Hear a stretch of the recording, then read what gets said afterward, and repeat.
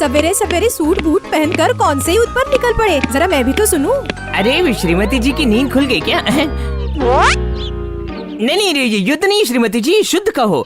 शरीर को शुद्ध और फुर्तीला बनाने के लिए खुले पार्क में जाकर जॉगिंग करूंगा। लोगों को दिखाने के लिए जॉगिंग ना करके यही घर में बैठकर योगा करिए, बुढ़ापे में वही शरीर काम आएगा आपके। तो श्रीमती जी तुम भी मेरे साथ योगा व्यायाम करोगी तो फिर मैं तैयार हूँ। बड़े आए मुझसे योग व्यायाम करवाने वाले, आप क्या मुझे बहुत मोटी समझते हैं कि योग व्यायाम करके मुझे स्लिम होना पड़ेगा? बताइए बताइए ना। नहीं, रहने दो। व्यायाम तो शरीर के लिए बहुत ही अच्छा होता है। व्यायाम करने से शरीर में एक आलस नहीं रहता और शरीर हो जाता है एकदम फुर्तीला। अच्छा, तो लगता है कि मेरा शरीर बहुत ही बेकार है। तो अगर अपना शरीर फुर्तीला बनाना है तो जहाँ वो फुर्तीला बना रहे वही जाइए ना।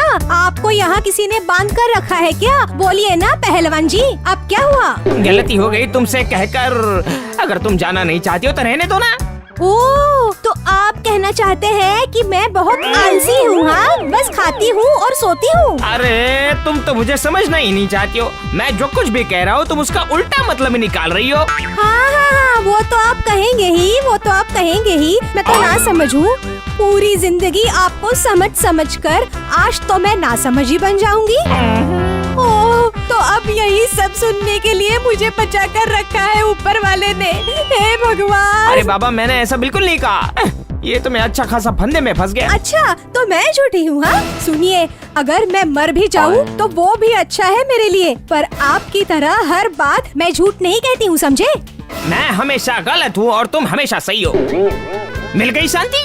अब सुबह सुबह इस तरह से मुझसे और झगड़ा मत करो प्लीज। हाँ, मैं तो झगड़ालू हूँ ही, लड़ाकू हूँ। सवेरे सवेरे उठकर झगड़ने लगती हूँ, आपके हर काम में अड़चन देती हूँ। कहिए, बताइए, यही चल रहा है ना आपके मन में? बताइए। हाँ, सही कहा।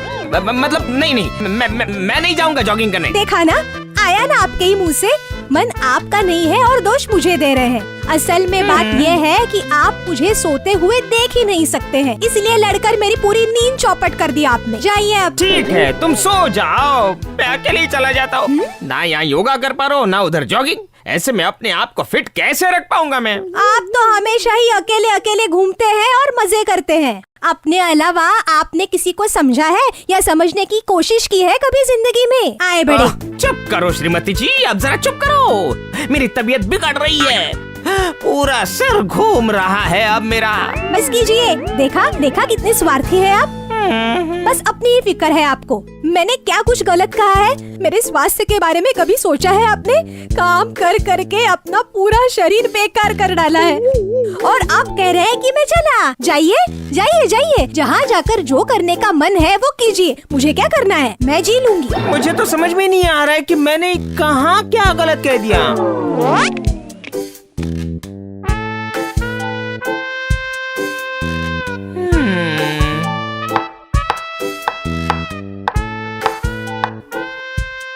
क्या हुआ श्रीमान जी? मेरे साथ वहाँ बैठना आपको राज नहीं आ रहा है, इसलिए वहाँ से यहाँ आकर मुंह लटका कर बैठ गए? हाँ, मैं ही हूँ ना आपकी सारी मुसीबत। अरे इसमें भी तुम्हें परेशानी है? क्या तुम मुझे चुपचाप शांति से सोचने भी नहीं दोगी? किसके बारे में सोचते रहते हैं आजकल?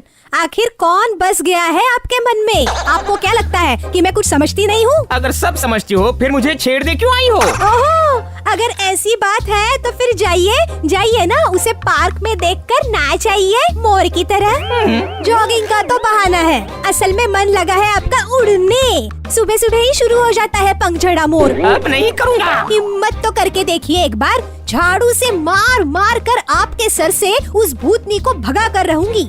अरे बाबा, मैं जॉगिंग नहीं करूँगा। हाँ, वो क्यों करेंगे? अगर अब किया तो मैं आपकी गर्दन पकड़कर मरोड़ दूंगी गन्ने की तरह। अब मैं अच्छी तरह समझ गया हूँ कि श्रीमती जी की नींद खराब करने का अंजाम क्या होता है। ना लंच ना टिफिन। क्या दुखदायक सीन है। सुबह उठते ही मैं समझ गई थी कि आज मेरा दिन खराब बीतने वाला है रोज की तरह, और अगर ऐसा नहीं हुआ ना तो मैं आपको नहीं छोड़ूंगी, कह देती हूँ। सुन लिया ना आपने? इतनी देर क्या कम है